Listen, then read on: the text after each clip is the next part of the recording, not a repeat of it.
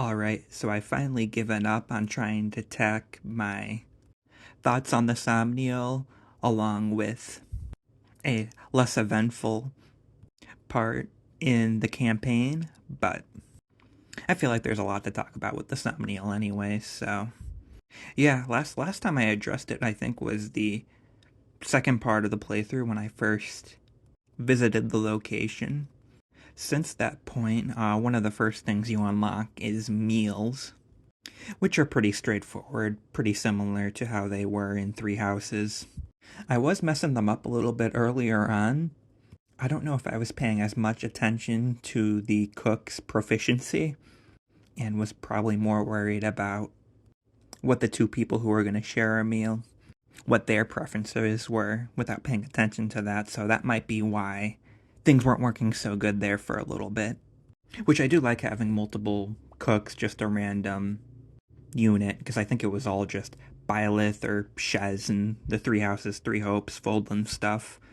It's a nice twist. I also like the addition of being able to bring leftovers on your next mission to potentially give other stat bonuses to another unit or even just to sell it, which is something I hadn't even thought of until I saw someone else do it in another YouTube video like a couple days ago.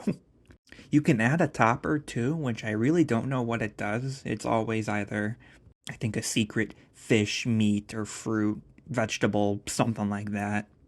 I don't know if it affects anything. Maybe it affects the quality, maybe it affects how much the effect from the meal, whether it be support points or stat buffs, are. But yeah, this is pretty much what I expected, and I'm happy with the direction this part went. One thing I wasn't too happy about was the updated fishing. I don't know, I remember it being a lot more simple and quick in Three Houses.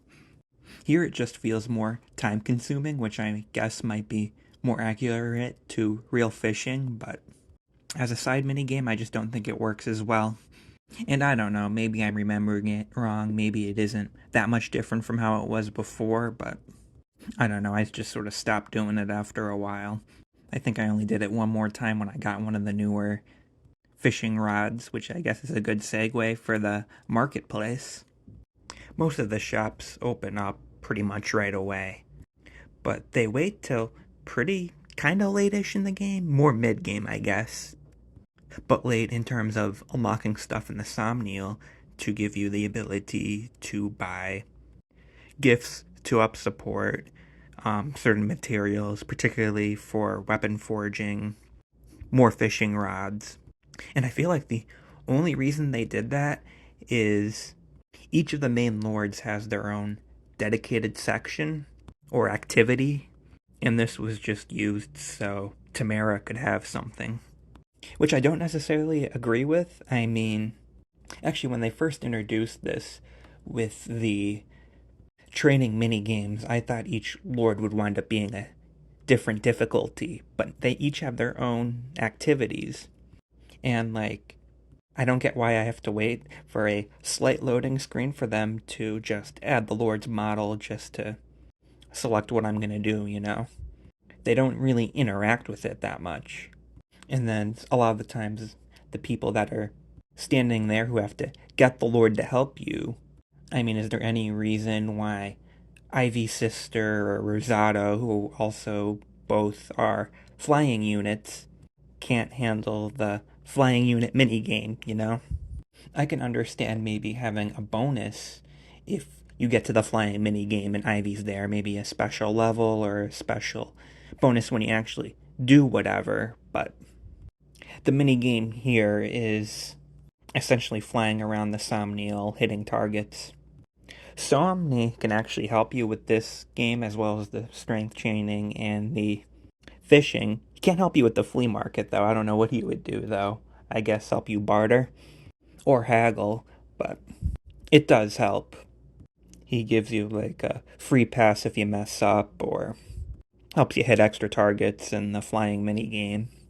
And this is where I think his bond level with you comes into place. And you also get like cute little animations when he helps you. And I don't know what the requirements are because to me it just sort of happened earlier. But he can start following you around the Somniel too, and he'll also have cute little idle animations. And one time he was sort of like bounced into me in that. But yeah, Somi's cool. Once again, though, I sort of maxed out my level with him, and that was pretty much it. I mean, I go and I feed him just to keep the level up for these other games or whatever, but I don't know. I guess I wish there was more levels. I don't know. You can unlock more pictures of him for the ally notebook, or maybe he can help you even more in these games or whatever. Or maybe even just get special rewards or a stat boost or something. I feel like I maxed him out pretty early, and I sort of wish there was a little more to that, I guess. The flying minigame is okay, I guess. I don't really feel like it overstays its welcome. I just didn't really like the fishing one and the strength training games, except for the kind of rhythm game one that they have. I forget which one specifically it was, but I like that one. That one's fine, but the other two I feel like overstayed their welcome, because then each of them have different difficulties and stuff, and I just cleared them all once, but I do miss out on some stat bonuses from doing them, which is a bit of a shame. I wish you could maybe even just skip if you've already done it, or if honestly they were a little more interesting or something to keep you wanting to come back. And then specific stat boosts too, so the rhythm one, which I think was the best, may not even have the stat I want or need. What else? You were able to make your own player card. For some reason, you have to wait a bit to unlock this too, but I mean, it is what it is. I kind of remember having them in an Awakening and Fates, but yeah, nothing to really say. That's why I was kind of mentioning at a certain point, oh, I like about what my favorite levels might be, because that's one of the things you fill out on the card. But I don't know, I kind of did it and then kind of forgot about it. You do seem to have a bit more customization. I don't remember really being able to add stamps in the previous one. You can just sort of add them wherever. I think I just sort of displayed all the units that I'm using on my A team. But then you can't have your own custom motto or whatever. I mean, once again, I kind of get it. Because then you have to moderate a whole thing there, but it's still a little bit of a shame to be limited. There is a location tied to this, but eventually you can just do it through the menus too, I think. I do like that the ally notebook that they have this time around, though. Each support level gives you a different, just cool picture of the character and just more information about them. I feel like that was handled pretty well. Another small detail that I like, especially considering, Awakening and Fates had second generation characters, and Three Houses had a time skip where you had all these different designs. Engage doesn't have that, but they've sort of given everyone a casual appearance, I guess is what you can call it. But I like that, though. It sort of helps bring out their personality more, and is a nice alternative to when you don't have those other things to work with. Once again, small detail, but I like it. You can also customize them with different accessories and stuff. I think I've just went through and just tried to use each accessory once, and outfit or whatever. Which reminds me, if you scan Amiibo, you're able to get outfits. But for some reason, you can only equip them on the Lords. The outfits are based off of past Fire Emblem Lords, so I think it's a little weird to limit this for not really any big reason, I guess. Like, I don't know, would it really matter if Boucheron was walking around in Ike's outfit? I don't really think so.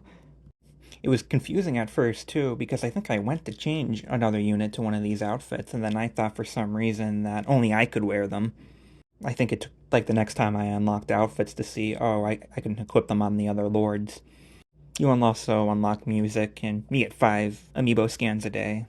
I think you get just material if you've got an amiibo outside the Fire Emblem series.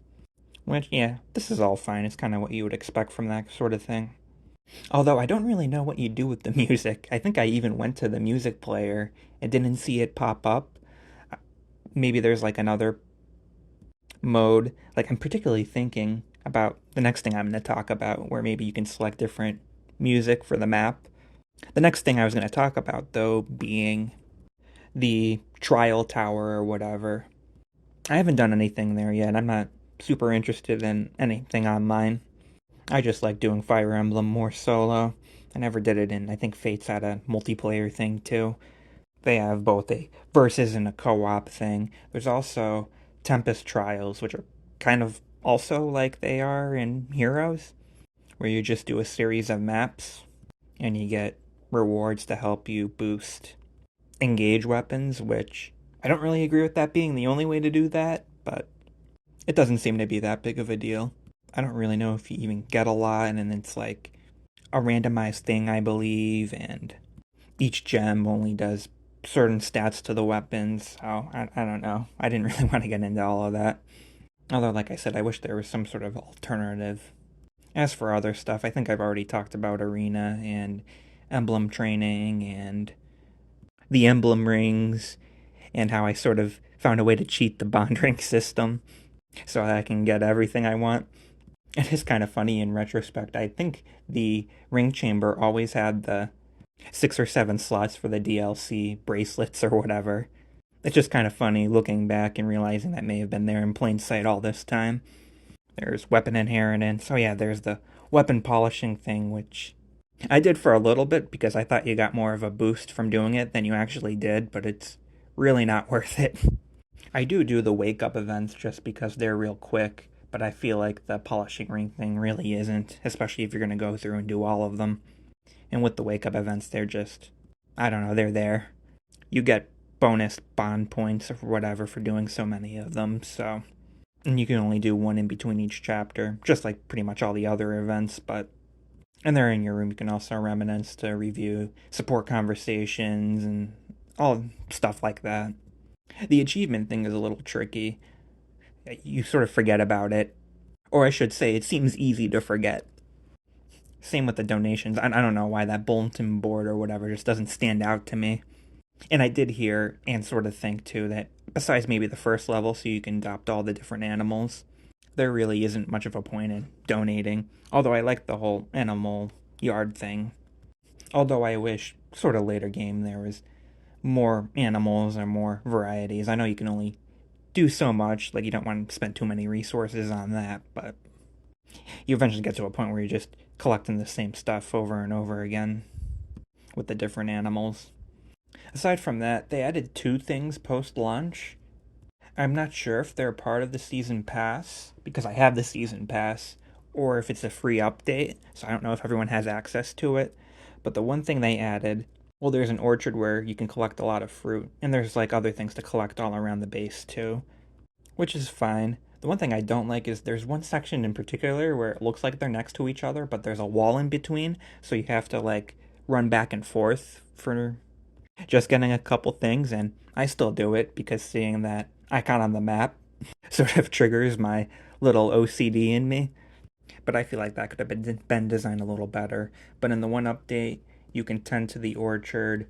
It took me for a while to even realize the Somniel had a pool, but you can train in the pool, or you could tend to the horses, sort of like the chores in Three Houses, and you build up support, quite a bit of support actually through it. I wish it was something available earlier because it definitely really helps, and I like getting a lot of supports, but at least it's here.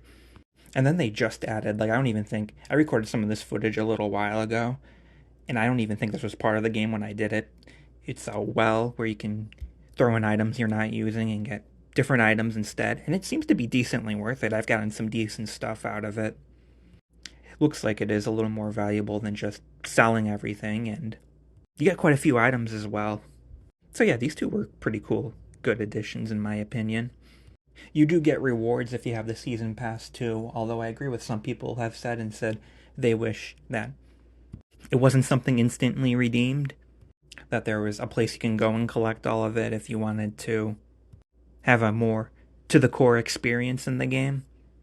Although I particularly didn't really mind. I just went with it. It helps. You can go around and talk to your units like you can after a battle too, but it's kind of like I think they always pretty much say the same stuff. I think there is icons when they have something unique to say, but sometimes they're just in a new area. You might just want to see that dialogue for fun, so I almost wish there was a way to track that. Something I did see online too that was surprisingly enjoyable was someone was saying how just gifting people horse manure and seeing their reaction can be entertaining, and I agree it was actually more entertaining than I thought it would be. But yeah, it's definitely not like Three Houses where you had, I think, a unique dialogue between the characters after each battle. In it would only really repeat on repeat playthroughs, even within the different routes. But even then, you might get some slightly different things given the circumstances.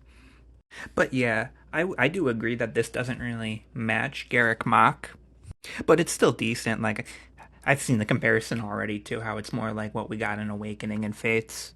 And it is a little nice to just have a more quick, streamlined visit in between battles instead of an in-depth hour or so long thing like we had in Garrick Mach. But just in general, even with the tone and some of the features in the game, I think there's room for both and going back and forth and keeping things fresh.